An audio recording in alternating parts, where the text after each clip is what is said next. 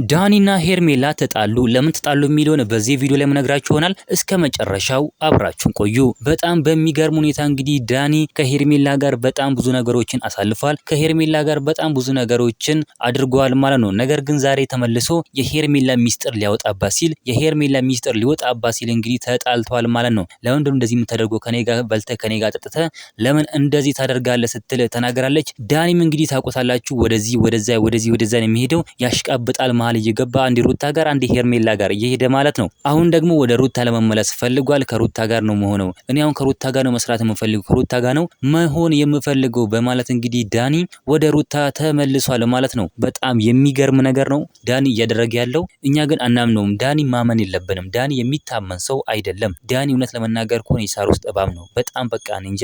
ዳኒ ማመን ማለት በቃ አይታሰብም ማለት ነው። ዳኒ በጣም መጥፎ ሰው ነው። በጣም መጥፎ ነገር ነው ሰው ላይ የሚያደርገው ማለት ነው። አንድ ሩታ ጋር አንድ ሄርሜላ ጋር እየሄደ በጣም መጥፎ ነገሮችን እያደረገ የሚገኘው ዳኒ ነው ማለት ነው። እሱ ነው ራሱ አብርሃምና ሩታን ያለያየው። በጣም የሚገርም ነገር ነው። ስለዚህ ዳኒ ወደ ሩታ እመለሳለሁ፣ ከሩታ ጋር ነው እኔ የምፈልገው፣ ሀቅ ያለው እውነት ያለው ሩታ ጋር ነው ብሏል። እውነት ነው። ሀቅና እውነት ያለው ሩታ ጋር ነው፣ ያለው ሩታ ጋር ነው። ነገር ግን ሩታ ጋር የሆነ ነገር ፈልጎ ነው የተመለሰው። ወይ ሄርሜላና ዳኒ አንድ ላይ ሲራ አርገው ሩታ ላይ የሆነ ነገር ሊያደርጉባት፣ ሚስጥሮችን በሙሉ ሊዘረጋግፉ የሆነ ነገር ሊያደርጉ ነው እንጂ ዳኒ እውነት ፈልጎ ወይም እንትን ብሎበት አይደለም። ዳኒ እየዋሸ ነው። ስለዚህ ሩታ ዳኒ መቀበል የለባትም እንላለን። እናንተ ምን ትላላችሁ? ሀሳብ አስተያየታችሁን ኮሜንት ላይ ማስቀመጥ እንዳረሱ፣ ቪዲዮ ላይክ፣ ቻናሉ ሰብስክራይብ ማድረግ እንዳረሱ። በሌላ ቪዲዮ እስከምንገናኝ በያላችሁበት የዓለም ዳርቻ ሰላማችሁ ብዝት ይበልልኝ። ደህና ሁኑልኝ።